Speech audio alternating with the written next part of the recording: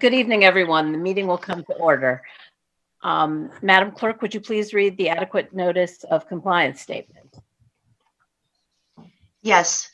Adequate notice of this meeting has been provided by the City Clerk's Office in preparation of the Council Annual Meeting Notice dated May 7, 2020, which was properly distributed and posted per statutory requirements. Thank you. And the roll call, please, Madam Clerk. Mr. Bowman. Here. Ms. Hairston. Here. Ms. Little. Here. Mr. Naidu.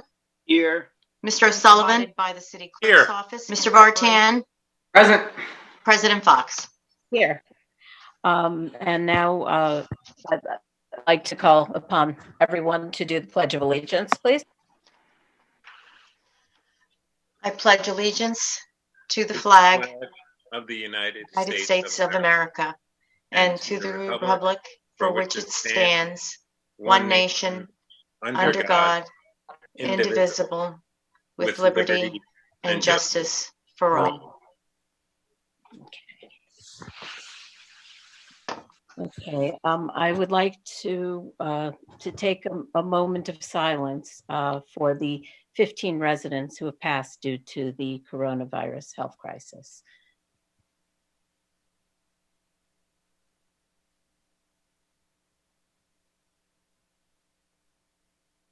Okay, thank you. So, Madam Clerk, could you do the notes on closed session and hearings and comments, please? Yes. A closed session meeting is authorized by state statute, was announced and held prior to the start of this meeting, and the known items for discussion were listed on the published closed session agenda. Please be advised that council meetings are broadcast live on Comcast Channel 36 and Verizon Channel 30, and rebroadcast on Thursdays and Saturdays on Hometown TV on Comcast 36 and Verizon 33. This meeting is also streaming live through YouTube. To view this meeting via YouTube, please visit the city's website at cityofsummit.org and click on the YouTube icon at the bottom of the home page. While this council meeting is being broadcast live and members of the governing body are participating remotely, steps have been put in place to accommodate public input during the meeting. Through public notice, the City Clerk's Office advised that the public that if anyone wishes to ask a question or make a comment during these proceedings, they may do so by sending an email to the city clerk at cityclerk@cityofsummit.org in advance of the meeting or during the meeting. We will do our best to accommodate all members of the public who wish to provide public comment. The individual providing the written comment will be identified and their email will be read and or summarized publicly. Administration and or members of the governing body will provide answers and or responses when applicable. Those wishing to send an email in anticipation of or during this meeting should include their full name and address in the body of the email. The email subject line should include the date of this council meeting. Only those emails which include the full name of the sender will be read during the meeting. Thank you. Thank you, Madam Clerk. Now on to minutes for approval. Do I hear a motion to approve the minutes of regular and closed session of April 28th? So moved. And do I have a second? Second. All those in favor? Aye. Aye. Aye. Any opposed? Okay, the motion carries. So now we're on to reports. Madam Mayor? Thank you, Council President. Good evening, everyone. A few announcements. Summit's annual Memorial Day Parade and ceremony will be canceled this year to protect the health and safety of spectators and participants and to comply with restrictions from the state of New Jersey related to the COVID-19 pandemic. The event was scheduled to take place on Monday, May 25th, 2020. In lieu of a gathering, the American Legion Post 322 will be sharing a pre-recorded Memorial Day ceremony video as a remote expression of profound appreciation for the men and women who gave their lives for our freedom. The ceremony video can be viewed on the Department of Community Programs website at www.summitcommunityprograms.com on Monday, May 25th. The Department of Community Programs is also inviting the public to submit a photograph or make a video, a homemade poster or flyer that will be shown on its website and Facebook page. Please submit entries to D. Guida Jr., that's DGUIDAJR, at cityofsummit.org, and do so please by Thursday, May 21st. The Summit Police Department is announcing the cancellation of all sessions of its upcoming 2020 Summer Youth Academy, again to protect the health and safety of participants and to comply with the restrictions from the state of New Jersey related to the COVID-19 pandemic. The program was scheduled to take place in July from the 20th to the 31st. Some residents have contacted me and other members of council because they are concerned about non-payment of rent. Executive Order 106 states that any lessee, tenant, homeowner, or any other person shall not be removed from a residential property as a result of an eviction or foreclosure proceeding. Executive Order 128 states that a renter is entitled to use their security deposit to pay rent if necessary. If you are at risk of eviction or are concerned about paying rent, call 1-800-NJ-HOUSE, HOUSE, or call the Summit Rent Commission at 908-656-4618. That's 908-656-4618. I invite members of the public to participate in a contest to create fun, informational videos highlighting the essential benefits of wearing a face covering in public. 3 winning videos will be selected and used as public service announcements on the City of Summit YouTube, HTTV, and and government cable channels of which the city has access. Video submissions should be less than 60 seconds in length and illustrate a mask being properly worn over the mouth and nose. All entries must be received by May 18th, uploaded to a Google Drive folder. For more information and contest guidelines, please visit the City of Summit website, cityofsummit.org/wear-a-mask. I was very pleased to attend the opening day of the Summit Farmers Market this past Sunday in its new location in the parking lot at the intersection of Woodland and DeForest Avenues. The first day was successful with shoppers and vendors wearing face coverings and following established guidelines for maintaining an appropriate physical distance. I look forward to next week, and I thank everyone who participated safely and also to the members of SDI who really worked hard to make sure that this was possible. And walking around, Councilman Naidu was there with me, walking around the folks that were enjoying the farm market and were shopping for their fruits and vegetables and so forth. We're really happy to be there. So it was a little bit of an uplifting moment, I must say. And then, yes, here I am again talking about the census. The New Jersey statewide Census Day of Action is this Thursday, May 14th. As of Monday, yesterday, 70.2% of Summit residents have replied to the census. Remember, the amount of New Jersey's federal funding related to our COVID recovery and the money we get from the federal government that depends on the completeness of our prior census account. So it is that important. It's not too late to respond to the 2020 census while being safe and practicing social distancing at home. So go to 2020census.gov to fill out your census today. And please ask your friends and neighbors to do so as well. In 2010, 82% of Summit residents replied to the census, and we'd certainly like to get to that number this year, if not beyond. So thank you very much, Council President. Thank you, Madam Mayor. And now on to Michael Rogers for the City Administrator's report. Michael. Good evening, Council President, and to the public and who are listening in tonight. I would like to start off with just giving a status of the municipal budget. So on March 24th, not so long ago, even though it seems long ago, the Common Council introduced the 2020 municipal budget. Since that time, the Council's Finance Committee, led by Chairperson Vartan, and includes Mayor Radis, Council President Fox, and Councilman Bowman, continue to evaluate the pandemic's impact to the city's introduced budget. A great deal of analysis has been done over the last several weeks. As a result, at the scheduled May 26th public hearing on the introduced budget, the Finance Committee will be recommending amendments to this year's budget. Specific details will be revealed at the May 26th council meeting. It will be a combination of revenue additions and decreases, as well as appropriation decreases. But what I can say is that overall, the proposed budget changes will reduce property tax levy needs, which in turn will reduce the current half-a-cent tax rate increase to a near flat amount. Please allow me just to quickly go over budget procedure at the next two council meetings, assuming the council desires to proceed with budget amendments. At the May 26 council meeting, during my city administrator report, I will provide summary details of the proposed amendments to the 2020 introduced municipal budget. Then a public hearing on the municipal budget introduced on March 24th will be held. The public hearing will not be formally closed, but kept open until June 9th. Finally, a resolution with the proposed budget amendments will need to be considered and introduced by common council. At the June 9th council meeting, a public hearing will be held on only the amendments to the 2020 municipal budget. Upon hearing completion, the council may adopt the 2020 municipal budget at that time. So that's all I have on the status of the budget. I'll move on to community programs information. Opening day for the Summit Municipal Golf Course 2020 season was Wednesday, May 6th.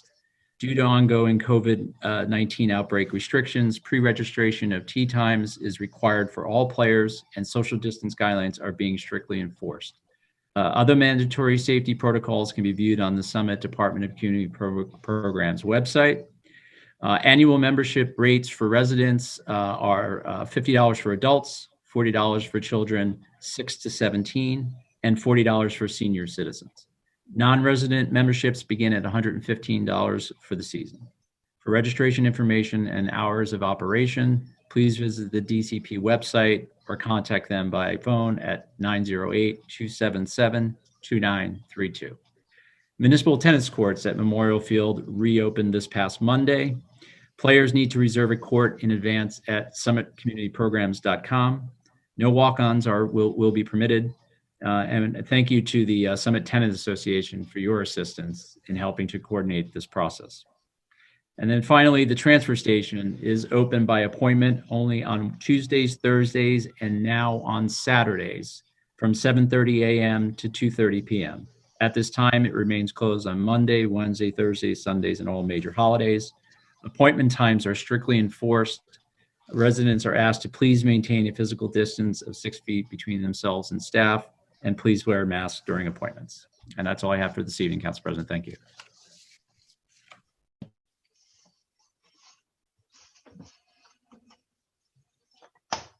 Can't hear you, Marjorie. Okay, sorry about that. Thank you so much, Michael. Good evening. We have received numerous requests from residents and business owners for information on plans to reopen our city facilities and businesses.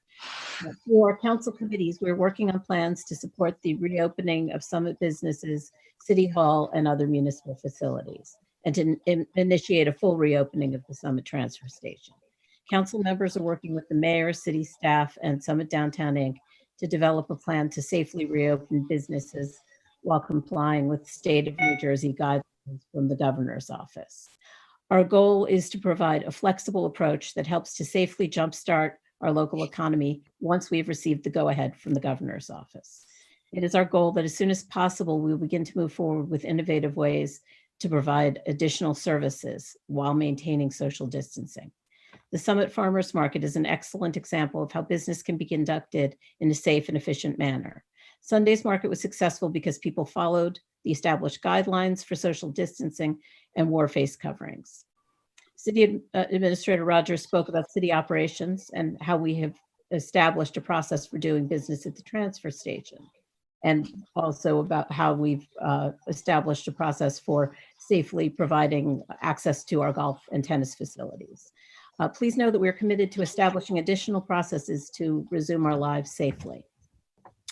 While common council meetings will continue to be held remotely for the time being, we're working on ways to increase public participation in these meetings. Tonight, we'll be voting on a resolution to amend the council rules going forward to allow citizens to join the meeting video conference and to speak during council meetings rather than by submitting questions by email. In addition, Mayor Radis mentioned Memorial Day, and in addition to the virtual Memorial Day festivities that will be happening with the Department of Community Programs, Hometown Heroes banners are going up once again. And they have not all been installed yet. So if you don't see yours, don't worry. It's still, we are still putting up banners. They'll all be up before Memorial Day. So that's something to look forward to. Finally, I want to remind everyone that there are hundreds of residents in Summit who are experiencing extreme need, whether by loss of jobs or by illness. Over 500 Summit families are being served weekly by Grace, a local food pantry. The Summit Police Department is organizing a drive-through food drive to benefit Grace on 2 consecutive weekends, May 30th and 31st and June 6th and 7th. And that'll run from 9 a.m. to 5 p.m. at Summit High School. And items will be collected through a contactless drive-through drop-off. And this is donations of non-perishable foods, cleaning supplies, and toiletries are most needed. You can visit the city's website for more details on the donations that are needed. In addition, during the month of May, Summit's Department of Community Programs is collecting non-perishable grocery items for Grace's Pantry, as well as sports equipment for leveling the playing field.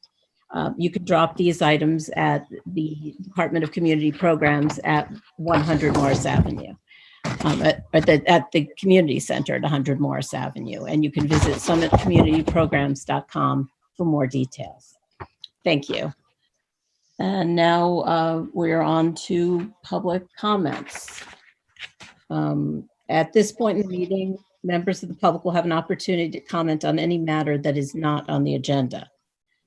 Madam Clerk, have we received any public comments? Madam President, we have one email received. Okay. This one comes from Giovanni Shea. My name is Giovanni Shea, 28 Glenside Avenue. I'd like to know if the bid for the 2020 road micro resurfacing program includes the requirements of the state complete streets policy. This state policy directs elected officials to consistently fund, plan for, design, and construct community streets to accommodate all anticipated users, including pedestrians, bicyclists, public transportation users. New Jersey Department of Transportation suggests that the appropriate road improvements along this line be implemented during planned road maintenance. The City of Summit has adopted the Complete Street Policy on June 4th, 2014. While I appreciate that the Sidewalk Master Plan is a huge achievement towards complete streets, I'd like to know whether the addition of biking infrastructure has been and is currently evaluated when implementing road maintenance projects. Thank you. Thank you. I'd like to turn the question over to our Director of Community Services, Paul Cascades. Sure. Thank you, Council President. So as you're aware, the micro resurfacing project is a pavement preservation application to increase the longevity of the existing pavement. It is not a reconstruction project. With reconstruction projects, the engineering division does consider, complete streets ideals and measures into those projects. With a pavement preservation project, you're very limited on any of those types of measures that you can implement. This project, we will be looking at additional striping and signage that will be part of the Complete Streets policy. But that'll be the extent of what will be done as far as complete streets in the micro surfacing project. Okay, thank you very much, Director Cascades. You're welcome. Do we have any other public comments? One just received. Just give me a moment to open it. Okay. Yes. Eileen Kelly of 47 Woodland Avenue writes, kindly see below my questions. Number one, she has two questions. Number one, can background be provided as to why the city did not choose to extend the second quarter property tax grace period to June 1st. Okay. Councilmember Vartan, would you like to take that one? Sure. Thank you, Council President. So Summit was not able to extend the grace period for residents because the cash flow is critically important. The city is simply the collection agency for the school and the county taxes. By law, we are required to collect those taxes and pay them through to the other governmental agencies. We're subject to incredibly harsh interest rates if those payments are not, if those payments are delayed. And the ripple effect of that decision would mean the school district and other governmental agencies would also not be able to pay their staff. So May is one of the most expensive months for any municipality's operating budget. For Summit, paying the schools, county, and maintaining operation costs approximately $20 million just in the month of May. So extending the grace period to June 1st would have irresponsibly hindered our ability to make those payments. So we've been monitoring the collection closely, and as of this morning, we're at 92.33% collection on the taxes. And I'll just close by saying that every member of council and the mayor certainly understands that this health crisis is affecting every household in this city. The Finance Committee has worked particularly hard to understand the true impact of the governor's executive orders and make decisions that balance the needs for relief in the short term while protecting the long-term financial stability of the city. So that's all I'll add about that. Anything else, Administrator Rogers, that you think I missed? No, other than there's other costs. I mean, those are the major ones you mentioned about school and the county, but also we do this month. It's just one of those months that are particularly high in our expenditure, and it was critical to maintain the cash flow. And I think every public entity is dealing with that issue. Some have chosen to make a decision to extend, but I think they're, every municipality is different in how they're, what their circumstances are and their budgetary are. So I won't speak for any other municipality except Summit and the responsibility we have to maintain our business operations and to pay the obligations we have this particular month. Okay, thank you. Are there any other, what was the second question, Madam Clerk? Yes, number 2, prior to the May 26th hearing, would the city consider hosting a budget workshop to explain in greater detail the assumptions underlying the amendments under consideration? Thank you. Well, I'll start by saying that we have had a capital budget workshop that's open to the public. We do that every year in December. And the hearing process, on May 26th, we will be having a public hearing, and that will be the opportunity for the public to ask those questions and to get answers on the budget. There'll also be a second opportunity to comment on the budget on June 9th. So a budget workshop really doesn't add anything to this process. Is there anything else that I've forgotten on that, Michael? No, that's exactly right. The public has that opportunity to speak on both the introduced budget. They'll hear about the amendments on the 26th. There'll be a specific budget hearing on those amendments, which would be at the June 9th meeting. So that is the process and the budget law that we follow. And also on May 26th, there will be, in the agenda packet, there will be all of the amendments that'll be introduced as part of the resolution to be heard on June 9th. So there will be, before the council meeting on the 26th, people will have both sets of budget numbers in front of them, correct? Correct. But the amendments will, the public will not necessarily have the opportunity to speak on those amendments that night. We will go over them. Then they'll have that opportunity to speak on at the public hearing, which would be on the June 9th meeting. Okay, thank you. And I'll just add if I may, Council President, that I think it's just important to note that we want to make sure that we are doing as much as we possibly can to be transparent about the process. It's just that I think there's so many moving pieces that we don't want to, prematurely say that we're going to make a change or not make a change that may wind up changing again. So, there's legislation that's going to potentially be before the Assembly and the Senate of New Jersey that will affect the budget. And then there's also still the question of whether there will be federal funding available as well. So I think the extra time will actually be a benefit, and it'll allow for more public participation at that point, which will be more well-informed. Thank you. Thank you very much. Are there any other public comments, Madam Clerk? No other public comments, Council President. Okay, so we'll close the comment period then.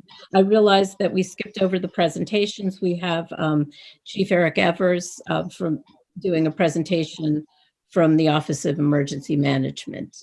Chief Evers, I apologize for doing this out of order, but you're on, I think. Is Chief Evers still on? Let me unmute him. Okay. Chief Evers, are you there? I am there, yes. Thank you. Okay, thank you, Council President, Madam Mayor. I'm just going to quickly just go over what the Summit Office of Emergency Management has been doing locally, and we'll go over some stats. So we're still contacting with all emergency responders in town, making sure they have all the logistical needs to mitigate any problems that they encounter. PPE is still in demand, so we're going through our supply chains through the state and county to supply PPE for now. And we're also planning for what might happen down the future, down the road in the fall time. We see a resurgence. We want to make sure we have a lot of planning in place. So if it does happen, we're better prepared for that, looking into the future. We've been working with the state and county board of health. Megan Avalon has been a great resource to OEM, giving us all the updates through the county and the state. We also have been working closely with Spring Meadows, Summit Oaks, Summit Housing Authority, and Sage to make sure there's some of the at-risk population. So we're keeping close tabs on those assisted living care centers and giving them any assistance that's needed in those places as well. There's also a lot of grants that are starting to come around now. So OEM is also working with some of the interfaith group and some of the agencies so we can take advantage of all the grants and hoping to recoup some of the expenses that the city has incurred with the supplies needed to deal with the pandemic. We also continue to work closely with Overlook Hospital. We have weekly meetings with Overlook. We also have daily updates on how the virus has impacted Overlook Hospital. I'm happy to say that we haven't seen declining numbers over the last couple of weeks, which is good. The hospital is considering themselves in a recovery phase right now, so they're seeing less and less COVID patients coming in. And by doing that, they're able to concentrate on more of the general public and then for regular emergency needs. So they're really kind of shifting gears and dealing with that. They're also looking at testing, what the best approach for testing is, what platforms are out there that they're going to be using. There's a lot of testing platforms out there, but they have one platform they're using from Roche, it's an E41 platform, and they're concentrating on getting the antibody testing for all their staff, and hopefully down the road, getting it down to emergency responders and some city staff.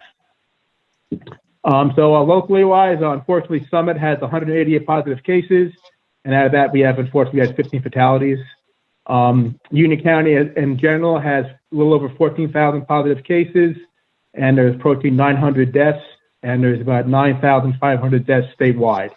The good news is that hospitals statewide has seen a 71% decrease from the peak in hospitalizations, and new cases are down 61%. That's good news. But with that I like to caution residents that we can't get too complacent, even though we're seeing numbers drop in our area. The virus is still out there. Sometimes we're at the most vulnerable when we start to put our guard down. So we are encouraging that all residents continue to exercise social distancing. Very important that everybody wears masks anytime they're in public places. That's one of the biggest, I think a lot of the declining numbers, the health department attributes to residents wearing masks in public just to stop the spread of the disease. So very important. I can't stress that enough, and also the Board of Health as well, that we still need to make sure that we don't get too complacent. exercise the precautions in place. And please wear your mask anytime you're out. If you have to go out, please have a mask on in public. And anytime you're out in public, wear a mask. So, and Council President, that'll do my report for tonight. Thank you. Thank you so much, Chief, and thank you for all the work that the OEM team is doing. I know it's been a very busy and trying time and come through really well, so thank you. Great. Thank you for the support. So, moving on now, we're going to go to ordinances for hearing. Madam Clerk, would you please read the ordinance for hearing? Yes. An ordinance number 20-3211, an ordinance amending the code, Chapter 35, Development Regulations Ordinance, Article 13, Zoning Regulations, Section 35-13.17, Planned Research Office Development Zone. Councilmember Little, would you like to take this, please? Thank you, Council President. This ordinance is to clarify the language in the DRO that allows research and development of chimeric antigen receptor T cell therapies, or CAR-T for short, as a permitted use in the PROD zone. As background, those of you who've been watching along know that in December, the Council passed the amendments to our DRO, which is our all our regulations regarding the different areas in town and our regulatory ordinances. And we had developed language for the uses in the PROD zone with the advice and participation of Celgene to allow for this type of CAR-T therapy in the PROD zone where that facility is located. As you know, recently Bristol Myers Squibb acquired Celgene, and their attorneys have asked us to modify the language slightly so that they feel it is more protective of them going forward and doing this CAR-T therapy on their facility. So we, through the planning board, they reviewed this and agreed with the changes. They brought it to council, and we are going to have a hearing on it tonight. I just further want to note that this does not change anything that is allowed in regards to the CAR-T therapy at this facility. It is merely clarifying the language to allow for greater comfort for the Bristol Myers Squibb and at the advice of their counsel, so that they can keep going forward with this therapy, which was anticipated and is encouraged by the language of the DRO ordinance. So I ask that we hear this ordinance. Second. Are there any comments from members of council? Madam Clerk, do we have any comments from members of the public? No comments received, Council President. Okay, Councilmember Naidoo. Just because people may wonder, right now we don't have much traffic, but later on, hopefully we get back to a normal situation, we will have traffic. And people may wonder, does this change, as Councilwoman Little said, it doesn't change anything with regard to what is permitted as far as what's already existing. And so there's no anticipation that this change in language does not change what is already allowed there. And it does not increase manufacturing, does not change what the usage of the site is, does not make any difference as far as what traffic would be permitted, because we know that that's what was previously on the West Celgene campus, or the one on Morris Avenue. That is Morris Avenue is a busy street usually in normal circumstances. Now it is not, but we just want to make sure people understand that this will not make a difference as far as what the operations are at that place. That's correct. And in fact, the Bristol Myers Squibb has agreed to conduct ongoing traffic studies if there is any change in volume, to ensure so that can be addressed if there's any issue. Okay, so are there any other comments from members of the council? Okay, so could we have a vote, Madam Clerk? I think you want to close the hearing. Right, the hearing is closed. That's correct. Okay, so now moving on to ordinances for final consideration. Madam Clerk, could you please read the title of the ordinance?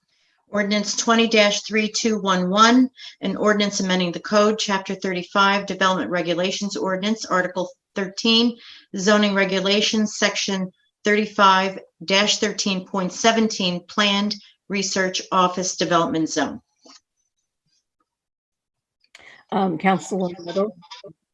Thank you, Council President. As we just had the hearing on this matter, I now ask that the council approve the amendment of the DRO to allow research and development of chimeric antigen receptor T-cell therapies as a permitted use in the hot zone. Second. All right, Madam Clerk, could we have a roll call vote, please? Mr. Bowman, Aye. Ms. Hairston, Aye. Ms. Little, Aye. Mr. Naidu, Aye. Mr. O'Sullivan, Aye. Mr. Vartan, Aye. President Fox. Aye. The motion carries. But moving on now to resolutions. Our first set of resolutions is from the Finance Committee. Councilmember Vartan, would you like to do Finance Resolution 1, please?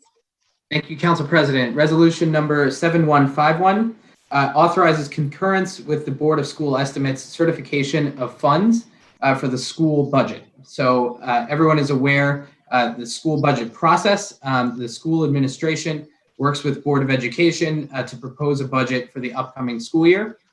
Then the Board of Education approved that budget, and it was sent to the Board of School Estimate, which consists of the mayor, 2 members of the Board of Education, and 2 members of the council. So the Board of School Estimate approved the budget in March, and now the final step is for the council as a whole to concur and certify the funds.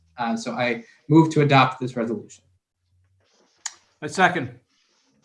Any comments from members of council? Councilmember Bowman. Greg, I think you want, Council President, thank you. Greg, I think you wanted to comment that you had been in contact with the new Pepe, and that you had asked him if they had considered any further changes due to the pandemic, and that they will be monitoring the expenses going forward, and that any changes could be reduced with reference to any revenue that may be coming in from the state later on. Right, exactly. Thank you for the reminder. You know, they're relying upon a pretty big chunk of state aid, you know, and it's sort of a question mark whether that will be the full amount that they expect. So thank you for that. Councilmember Naidu. Just to that point, and I think it's important for those who are following to provide the context. So when we approved, the members of the Board of School Estimate approved the budget back in March, of course, we took the numbers that had already been created. And some people may wonder why it was that we approved of it when that was the beginning stages of the pandemic. If folks will recall, at that point in time, the governor's office had not given, unlike municipalities such as ourselves, the ability to postpone having to approve the budget. And so we approved the budget knowing that, yes, there were these conditions that were occurring. We did not know what the financial situation would be as a result of it, but we really had no choice because that was the time frame within which we had to approve the budget. So it's important to understand why it is that decisions were made when they were, because there's certain regulatory and statutory requirements that we need to comply with as a municipality, or in the board of, in this case, as members of the Board of School Estimate. But then, as Councilman Vartan and Councilman Bowman pointed out, there are still, you know, budgets have to become fluid at this point in time with all of us because of the conditions that we're all living in. Any other comments from members of council? Do we have any comments from members of the public?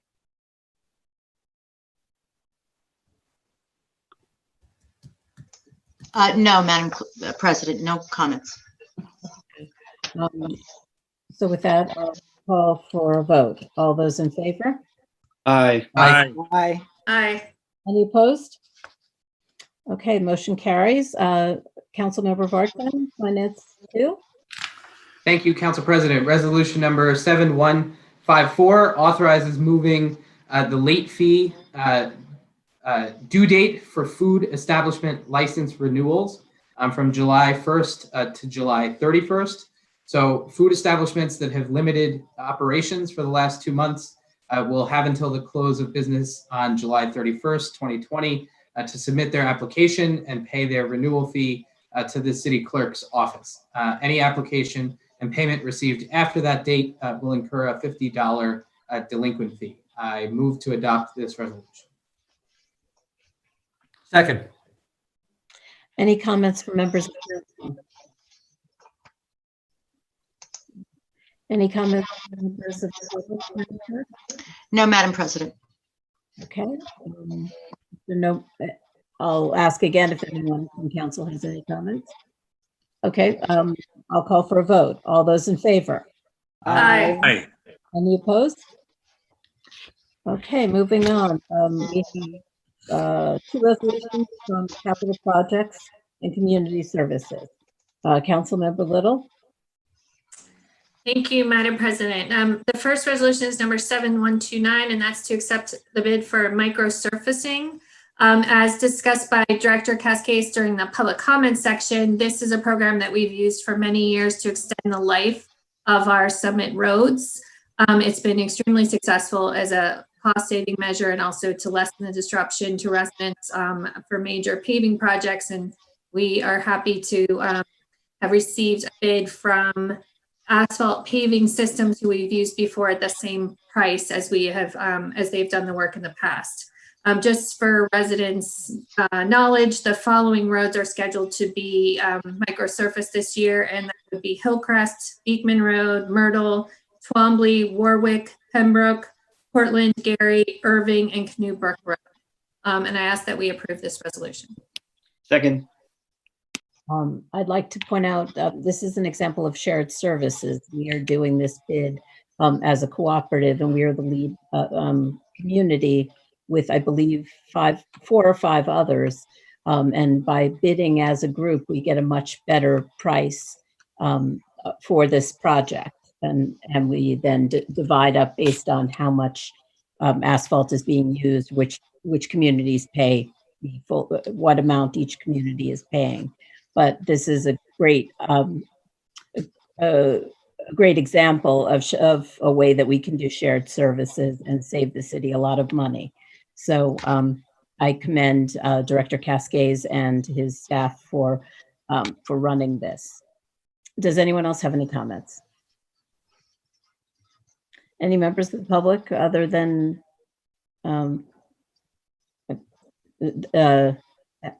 do any members of the public have any comments on this? No members of the public, Madam President. All right. So then I'll call for a vote. All those in favor? Aye. Aye. Any opposed? Okay, motion carries. Capital projects number 2. Thank you, Council President. CAPS resolution number 7149 is to authorize submittal of our 2019 tonnage report to the state. And this concerns our recycling numbers. As you know, the state of New Jersey mandates recycling for our municipalities. And in 2008, they passed an act that established funding for local recycling programs. Summit generally receives around $30,000 from the state for their recycling efforts. And that's based on the submittal of this tonnage report, which goes through all of our recycling. Some notes, just some highlights is that our fiber recycling increased almost 1%, while our commingling recycling decreased 1.37% during that same period. And in conjunction with this resolution, which I asked that we approve, I would also ask Director Cascades to give us kind of an overview of what this recycling tonnage report means and what the overall picture of recycling looks like in the city. But I ask that we approve this resolution. Second. Director Cascades?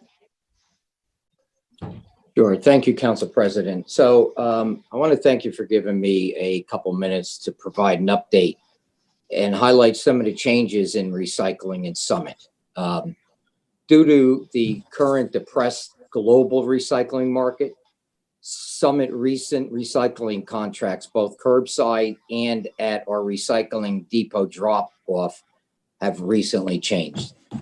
The new recycling contracts require cleaner material, less contamination, and less accepted commodities as in the past. For example, fiber materials such as cardboard, newspaper, junk mail, computer paper should be kept dry to prevent contamination.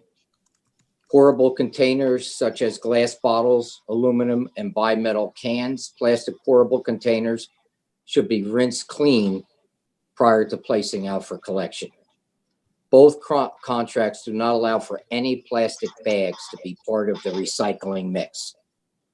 Therefore, residents should not place their recycling in plastic bags for collection. If recycling is placed in plastic bags, it will not be collected by the vendor. Both curbside recycling collection and the recycling center drop-off will continue to be a dual stream process as in the past, meaning all fiber material will be placed together and all commingled materials separately in a container.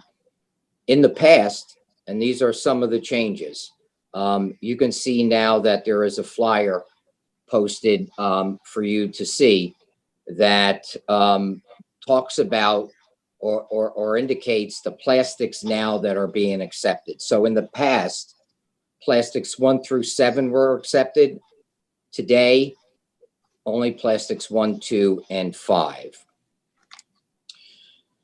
So the new contracts also allow for only plastics 1, 2, and 5. Plastics 3, 4, 6, and 7 will not be collected. Residents should not place out non-acceptable recycling material, which may cause the material to be rejected.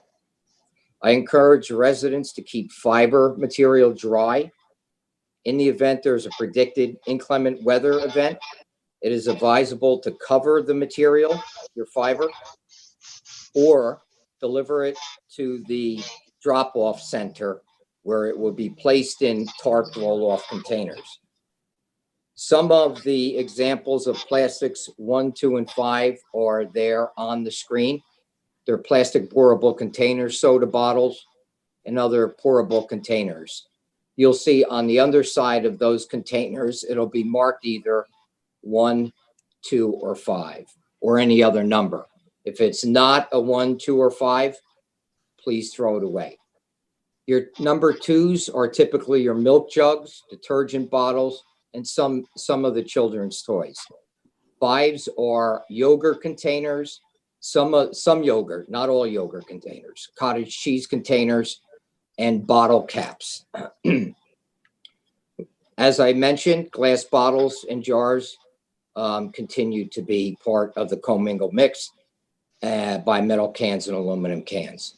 I did give an example of some of the fiber material, newspaper, computer paper, magazines, soft cover books, cardboard, egg cartons, pizza boxes that are not soiled can be recycled. So those are some of the changes we're seeing based on these global markets. So I encourage residents to continue to visit our website to see any or to get any information on how to recycle these materials. So if you have any questions, I'd be happy to answer any questions you have. Thank you, Director Cascades. Will that flyer be available online so residents can take a closer look at it? It will, Madam President. Okay. Council Member Naidu. Thank you, Council President. Paul, I've noticed that sometimes residents put recycling in plastic bags and put it out in that way. And now that you just suggested, things should be kept dry, especially the paper type products. Is that permissible? Is that not permissible? Can you advise us on that, please? Sure. Through you, Council President. Go ahead. Thank you for bringing that up, Councilman Naidu. Plastic bags in both of our contracts, the curbside and the depot, are prohibited. They're not permitted. It will be considered contaminated material, and the city will be charged for it. So we encourage residents to throw your plastic bags out, or if you can take them to our transfer station, there is a bin down there that you have the opportunity to drop it off at the bin, and we're part of a Trex program for recycling of bags, but they cannot be placed out at curbside, and your material cannot be placed in them, or it'll be left behind as contamination. Thank you very much. I think what I was focused on was plastic material that could otherwise be recycled being placed in a plastic bag rather than in a bin or some kind of other receptacle to take it. And I think what I hear from you very clearly is if you put it in a plastic bag in that way, it will be rejected. That's correct, Councilman. I do. Thank you. Any other questions from members of council?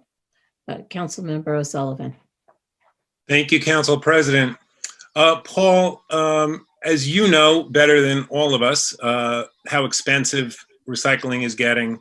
Can you just talk about how there are two contracts, one for the depot, the transfer station, and one for curbside, and just how important it is for us to try to save money to encourage people to use curbside collection of their recycles, please? Sure. So through you, Council President. So our current curbside collection contract and marketing includes all 7,400 households in Summit. That includes townhouses and single family and multifamily homes. The bidder, when he bid the project, bid on all 7,400 homes. So we encourage residents to use that curbside collection because you're paying for it. Currently, I would only say 50% of the households place out recycling at the curb. The remainder use the depot. So what Councilman O'Sullivan is alluding to is if we're paying for 7,400 households, we should take advantage of that and have folks put out the recycling at the curb. The only time I don't encourage it out at the curb is if you're not going to keep it in a watertight container during rainstorms. When paper gets wet, it becomes contamination to the recycling processors. What it does is it jams up their processes and their machines. And what happens is it slows the whole process down, and time is money for them.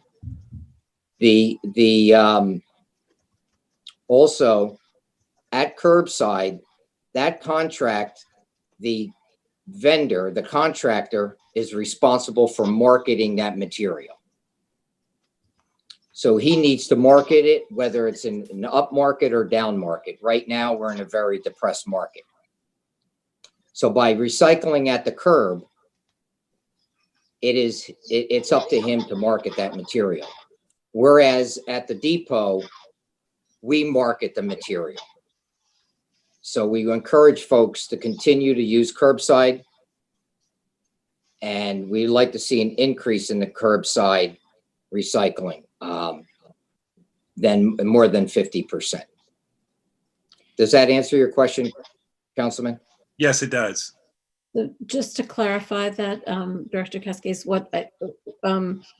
if I'm understanding this right, we already pay for all the households to get curbside collection, but if anyone opts to instead take their recycling to the depot, we then have to pay for the costs to recycle or dispose of the items that are deposited there. Is that correct? Correct. That's correct. Okay, thank you for that. Madam Mayor, did you have a question? Just a quick question. Paul, the new contract, when is the start date? The curbside collection marketing starts on July 1st of this year, and it's a 2-year contract. Okay. And it runs, I'm sorry. That's right, go ahead. And it runs through 2022. June 30th, 2022. Okay.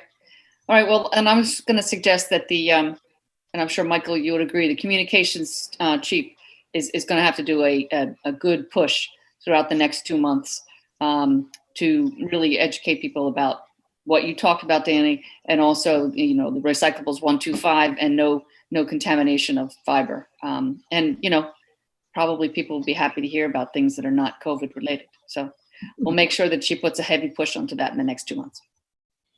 I would urge the members of the public and to consider that recycling is no longer a cost-effective option. It costs the city money, and any time that you can use reusable items instead of something that has to be either thrown out or recycled, that saves the city money.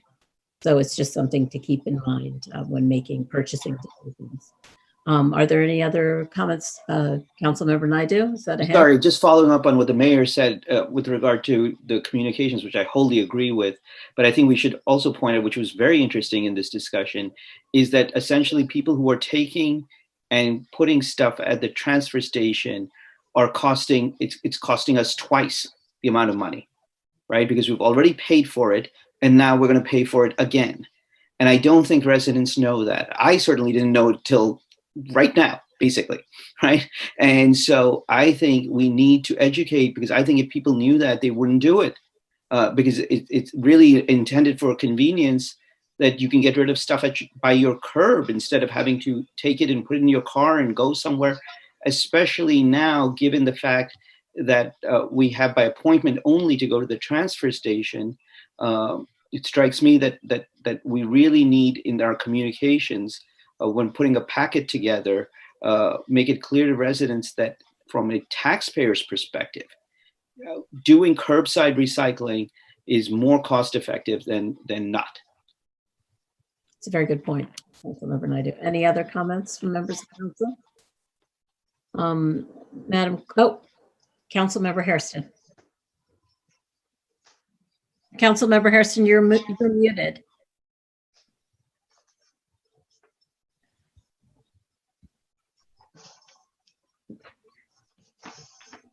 Can somebody unmute her? There we go. Sorry about that. I lost my picture for a minute. In addition to the flyer telling us what we can recycle, I don't know if it's on there, but I hope it gives pictures of what we cannot. I want to thank Councilman O'Sullivan for his patiently helping me identify where those darn numbers were.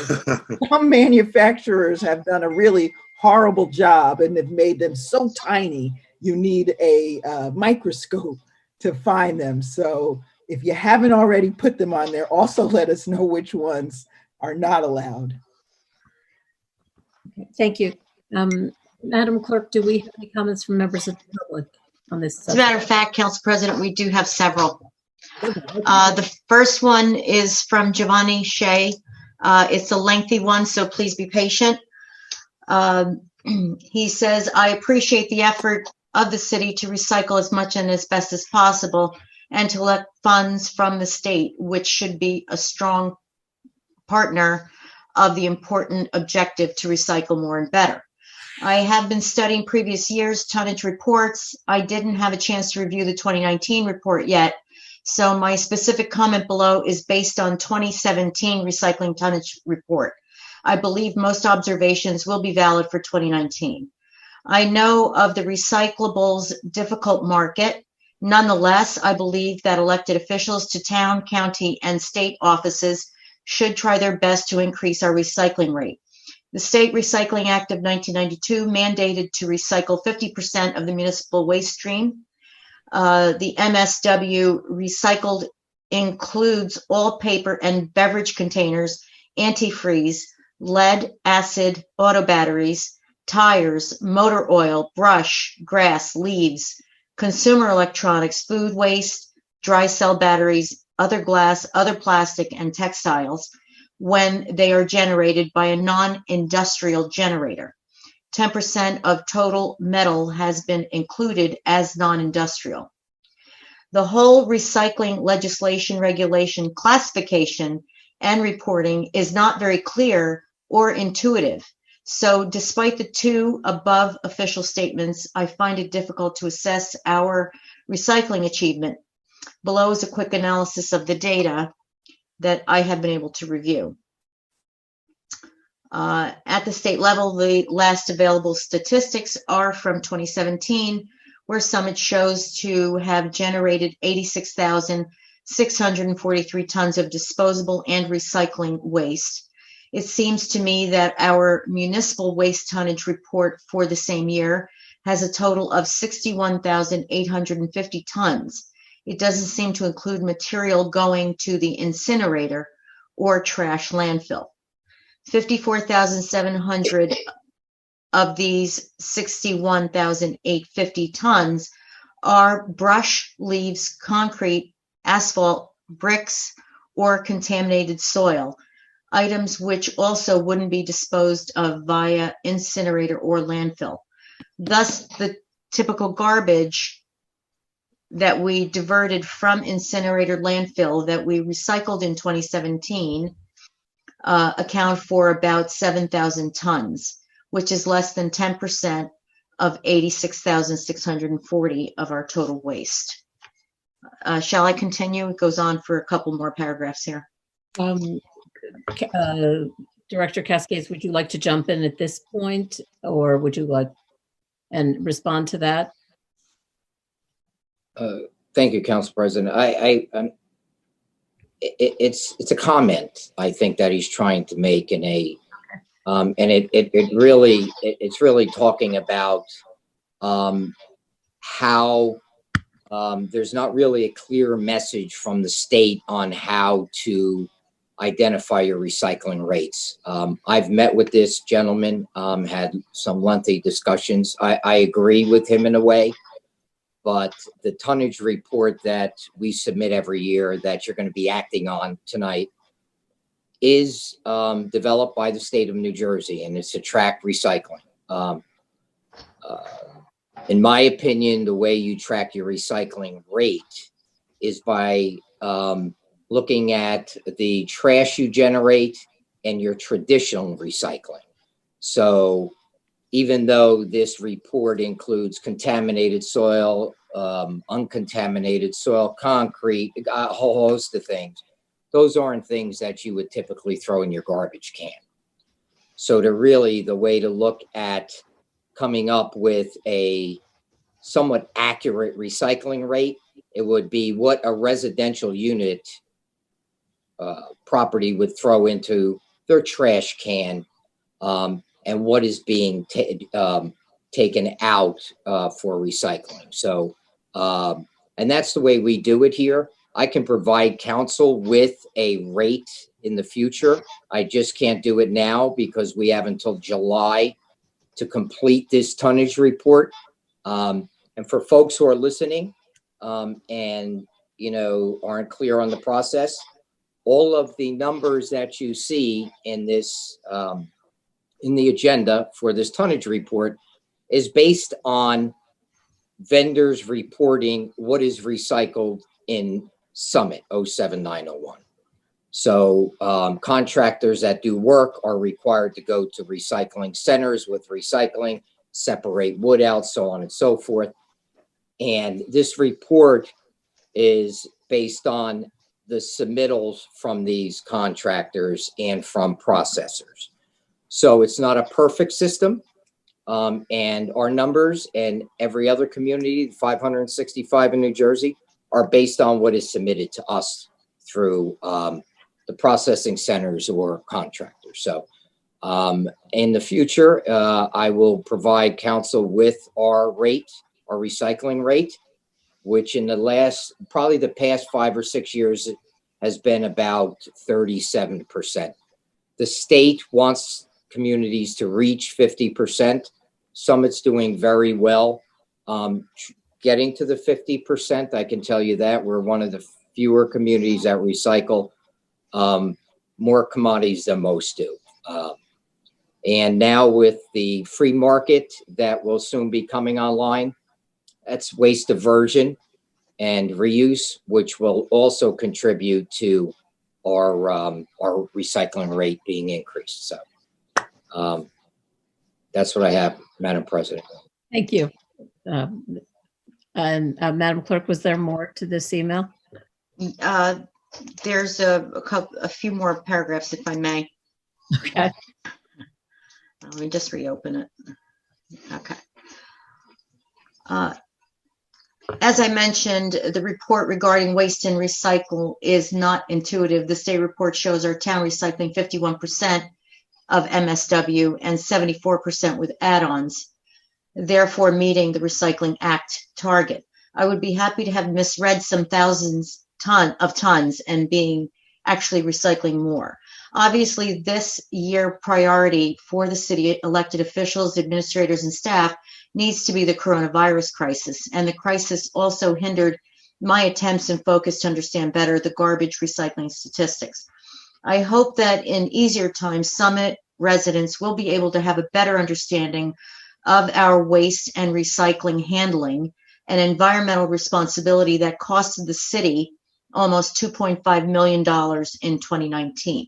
I hope residents and officials will be able to discuss with the county and state offices how to reverse a course that seems to increase the costs while decreasing the benefits. Thank you anyway very much for keeping Summit very safe and clean. And I'm available at any time to discuss my understanding of this matter, as well as to cooperate as best as possible to create and disseminate clearer statistics. Okay, Madam Clerk. Thank you, Mr. Shea, for your comment. I think Mr. Cascades addressed most of the points that were raised there. Is there anything that anyone would like to add? Director Cascades, do you have anything else to add to that? I don't, Madam President. Okay.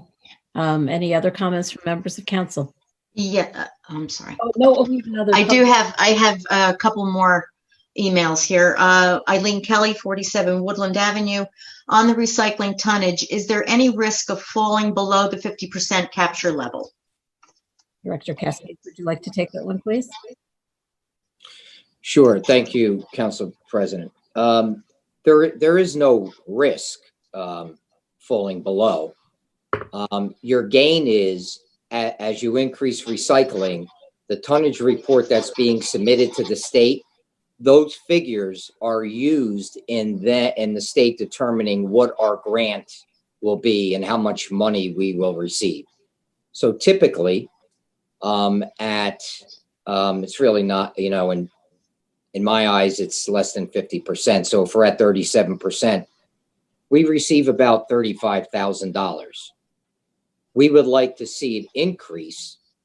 So the money coming back to us, the grant money, we see, a substantial increase in our grant. And that grant can be used for recycling programs, collection costs, equipment, vehicles, things of that nature. So there's really no risk for it to go below 50%. Thank you, Director Cascades. Are there any other public comments, Madam Clerk? Yes, Madam President. This one came from Mimi Zukov, and she sent it right when Director Cascades was describing the flyer. And she would like to know when does this go into effect, the new recycling rules, and how will residents be advised of the changes? Okay, so the changes to the curbside collection, I believe, will be July 1st. Is that correct, Director Cascades? That's correct. Okay, and we will be working with the communications office to get this information out to the public. Is there anything else that should be added to that? If I may. Sure. So the contract at the recycling center began on March 1st. So we are in a new contract there.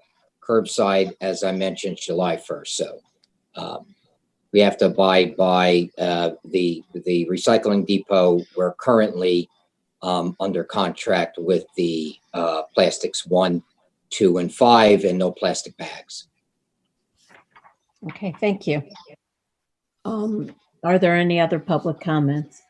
Madam President, Mimi Zukov sent a follow-up email on the same topic asking, will the recycling company put stickers on rejected recycling?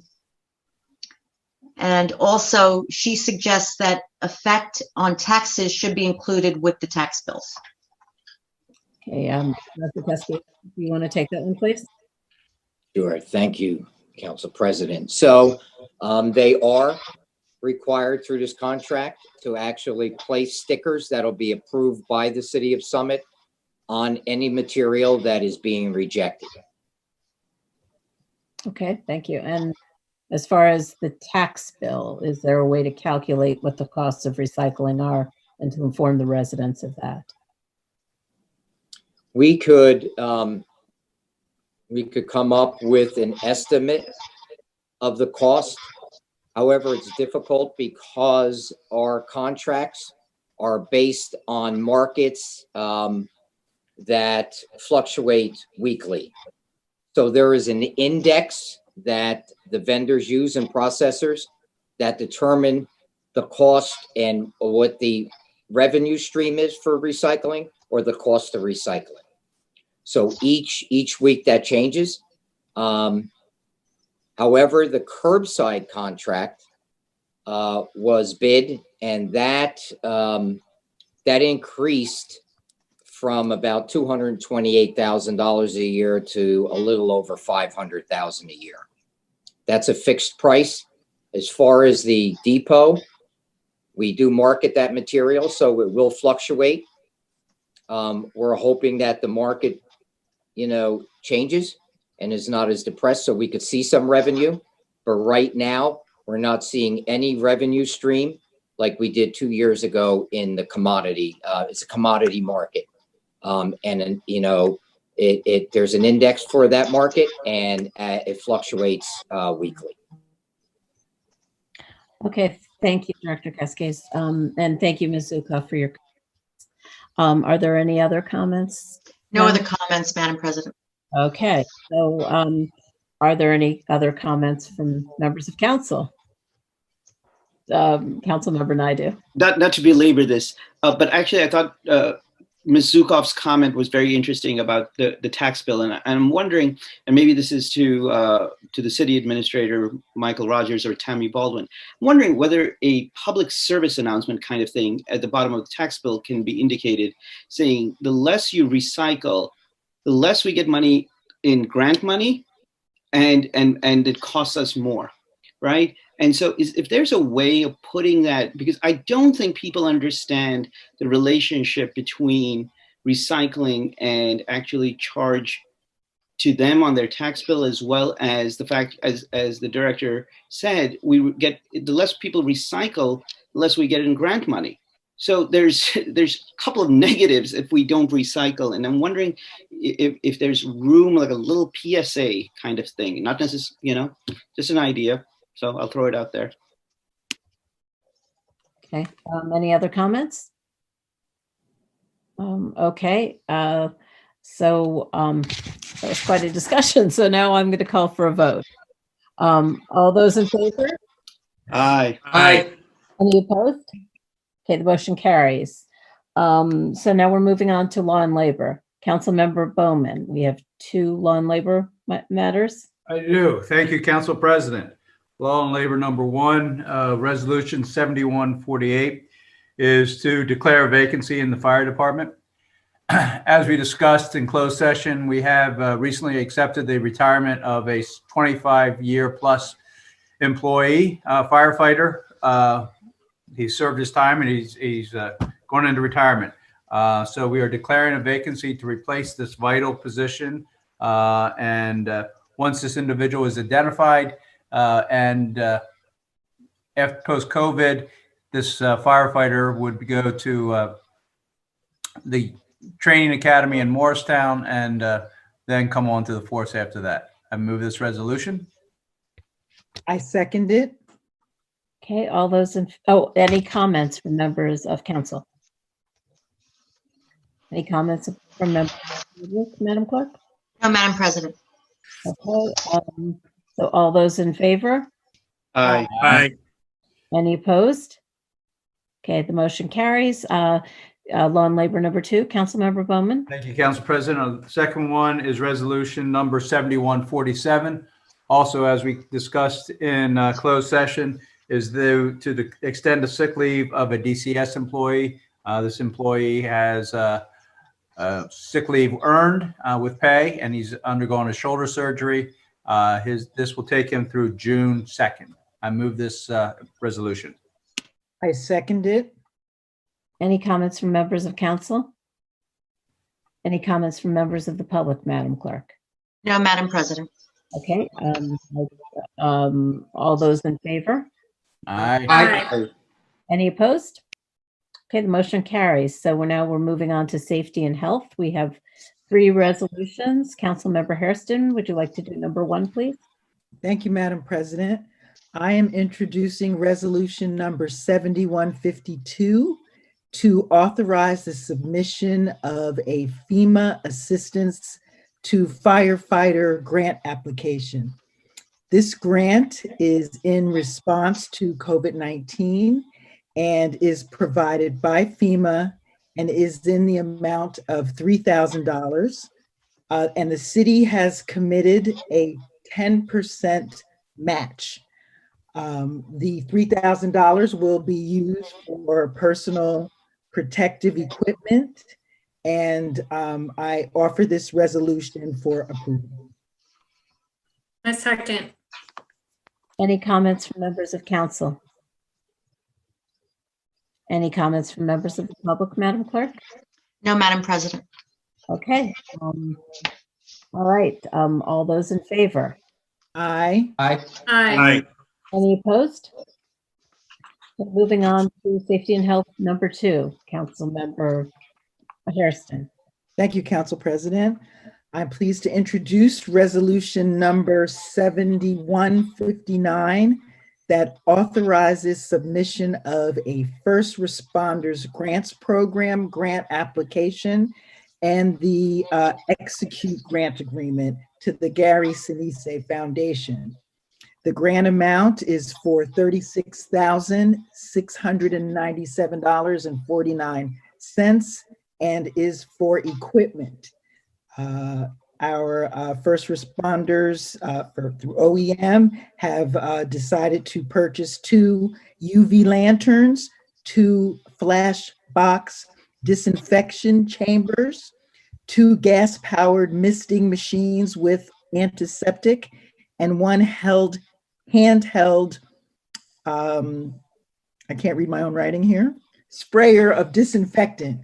And I want to really acknowledge our OEM, our first responders, the police department, the first aid squad, and the fire department for really going above and beyond to make sure that we're doing everything preventive to look after our first responders, and this grant will reduce the cost by that amount. So I offer this resolution for approval.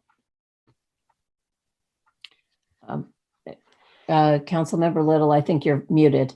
Oops, I second. Okay, thank you. Any comments from members of council? Any comments from members of the public, Madam Clerk? No comments, Madam President. Okay. Anything else from members of council? All right, so I'll call for a vote. All those in favor? Aye. Any opposed? Okay, moving on. We've got one last safety and health resolution. Councilmember Hairston. Yes, the third and final resolution, Council President, is pleased to introduce resolution 7158, and this will authorize the lease to purchase a fire truck. On May 4th, Chief Evers, after very careful research, requested approval to purchase 1 new fire engine from Ferrera Fire Apparatus in Holden, Louisiana. The total cost will be $618,000. It's paid in 10 annual installments in the amount of $71,123.70. The lease payments are subject to approval annually in each respective year's operating budget. And it will begin in 2021. To maximize savings, our city administrator investigated and identified a lease purchase agreement with the Rev Financial Services in Brookfield, Wisconsin. And this resolution is subject to the review and approval of the city solicitor as required by state requirements when you're purchasing outside of New Jersey.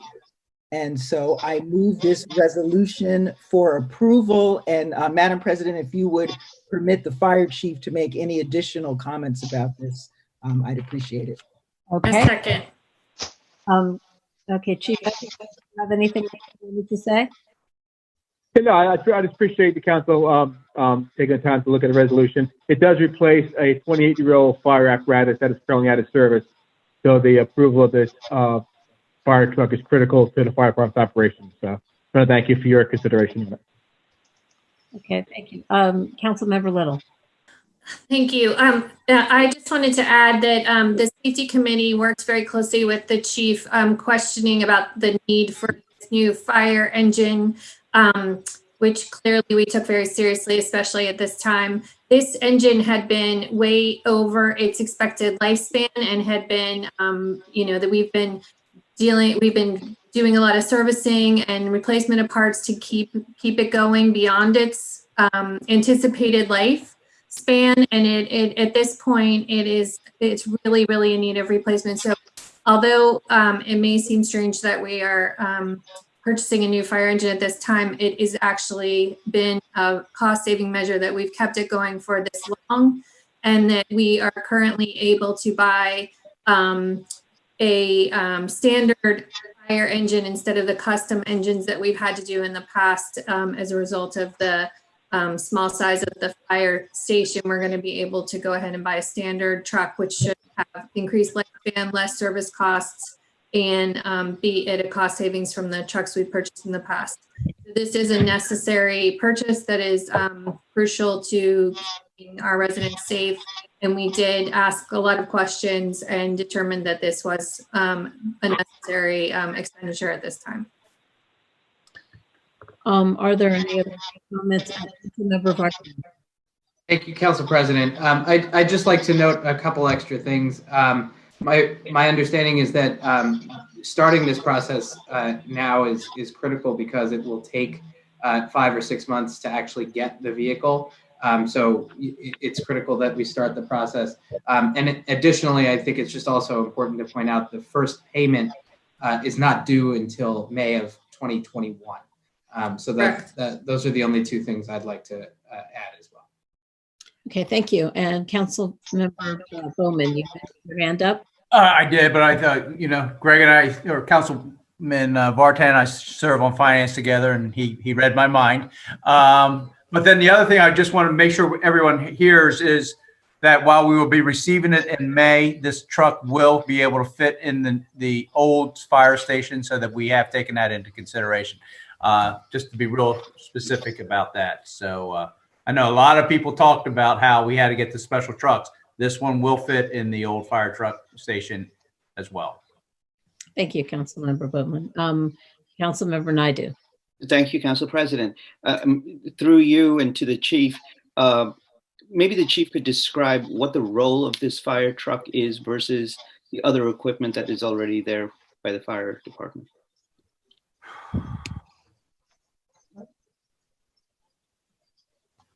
It's a pump.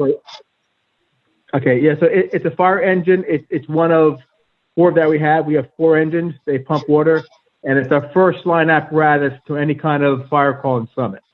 It also has firefighting foam capabilities, a special feature that also helps us with the overlook helipad, and also any kind of hazardous conditions at the pharmaceutical companies in town. So they're the crucial piece of apparatus for our frontline first alarm responses within town. Are there any other comments from members of council? Any comments from members of the public on this, Madam Clerk? No, Madam President. Okay, I'll ask one more time if the council has any comments. Okay, seeing none, all those in favor? Aye. Aye. Any opposed? Okay, the motion carries. And lastly, we have from the floor, one resolution from the Administrative Procedure Committee. Councilmember Ryan. Thank you, Council President. So as the Council President previously said in her comments, we're going to try to move to more inclusive participation by residents in this format that we are currently in, providing some context, right? So obviously, when the pandemic hit and everything was shut down, we had to take essentially kind of a emergency stopgap measure of being able to continue to have council meetings and at the same time have public participation in some format. So this way the public could have an input in our decision making, because it's important for us to be able to hear from the public and understand what their concerns are at every stage of decision making, and especially even nowadays. But that being said, we don't know how long this situation is going to continue. And it's important to try to replicate, although not precisely, what we had when we had the pre-COVID days of having public participation. And this resolution takes a step towards that. Essentially what it does is, one, it formalizes what we already know, which is that we're having electronic meetings. But second, and more importantly, it says that the public will be able to participate going forward, either through electronic or audio means. This is the first step towards doing this. We're going to have to create rules of the road that will come as far as exactly how that will operate. The public should be informed that it can't be and shouldn't expect it to be exactly as it was with public meetings. We're going to have some safeguards for how we handle it, but we're going to get there. And we want to hear from the public in a timely fashion while we're going through decision makings in these meetings. And so I'd like to introduce this resolution to formalize having meetings through these electronic means, as well as to have the public be able to participate either through a visual or audiovisual means. And with that, I'd like to introduce the resolution. Second. Thank you, Councilmember Nyden.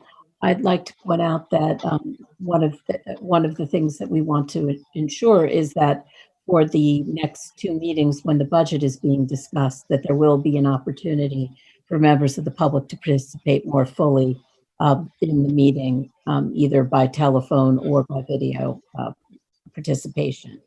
And you can expect that when the meeting notices and the agenda packets are posted, the public can expect to see instructions on how to participate and what the rules of the road will be. So that's all going to be provided for prior to the next meeting, assuming that this is voted affirmatively. Are there any comments from members of council? Any comments from members of the public, Madam Clerk? No, Madam President. Okay, anyone else have any comments on this matter? Okay, so hearing none, I'll call for a vote. All those in favor? Aye. Aye. Any opposed? Motion carries. Okay, so moving on, we now have the agenda, the consent agenda.